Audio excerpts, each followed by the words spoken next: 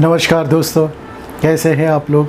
मेरी चैनल में आप सभी का स्वागत है। मेरी चैनल रंगीन राहे, a road to success, a road to start. दोस्तों, आज मुझे बहुत से लोगों के डीएम और बहुत से लोगों ने मैसेज भी भेजे हैं। तो दोस्तों, आज का सब्जेक्ट कुछ बहुत ही अनोखा है। ये बात है कुछ गुरुदत्त जी और दिलीप कुमार साहब के बीच की।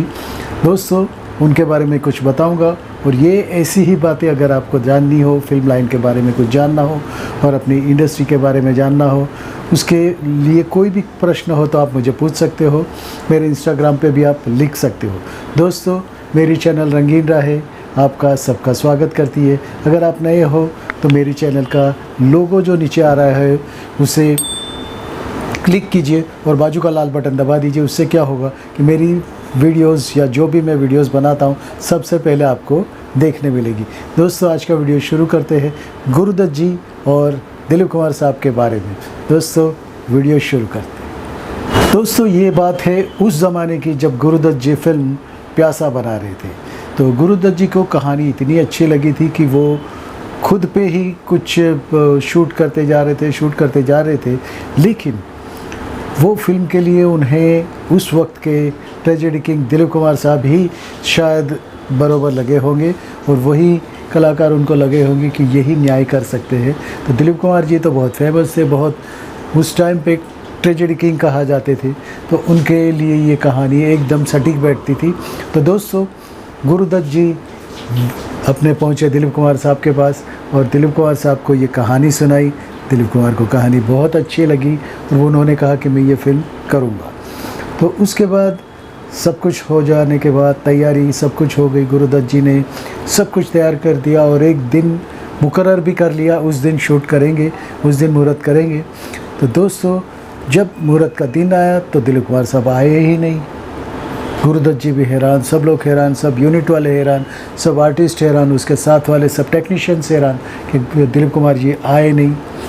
तो उन्होंने अपने जो भी सेक्रेटरी थे या तो जो भी उनके कोवर्कर थे उनको भेजा, असिस्टेंट डायरेक्टर को भेजा दिलीप कुमार साहब के घर पे।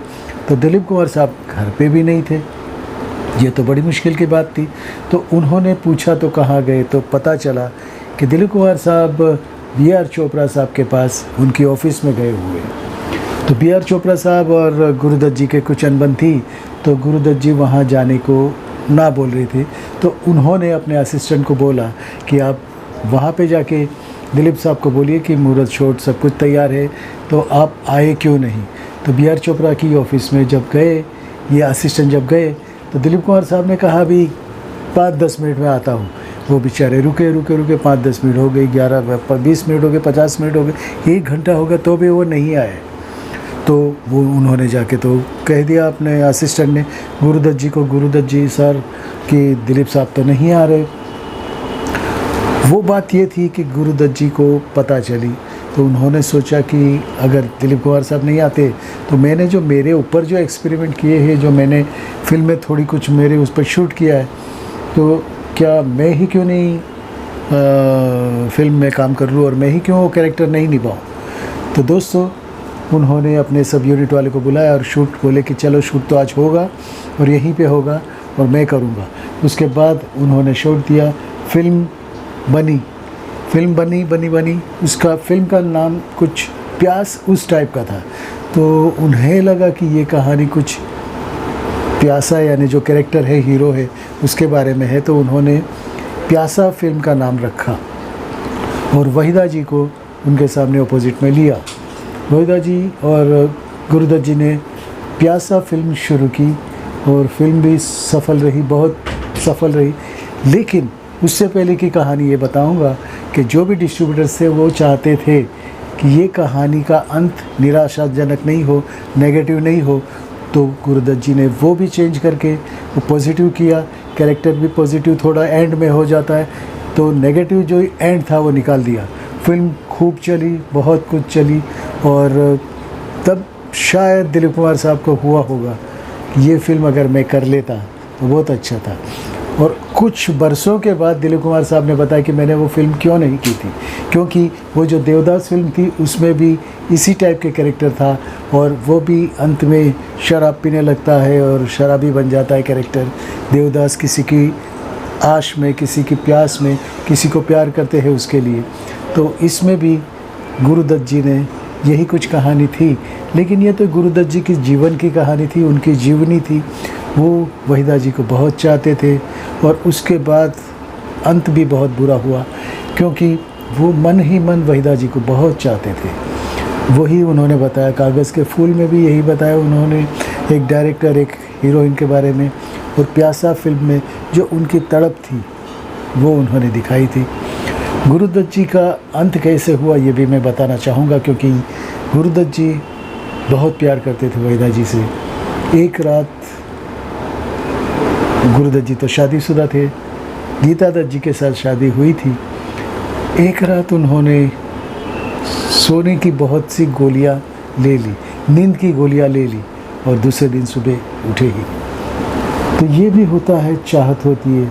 और बहुत बार ये तो कलाकार जीव थे तो कुछ नहीं कर सकते थे, अपने मन को भी नहीं मना सकते थे, तो ऐसे ही अंत कर लेते हैं, अपने आप को ही ख़त्म कर देते हैं। दोस्तों, यही होता है आम आदमी और कलाकार के आदमी। कलाकार में और आदमी में, आम आदमी में बहुत फ़र्क होता है।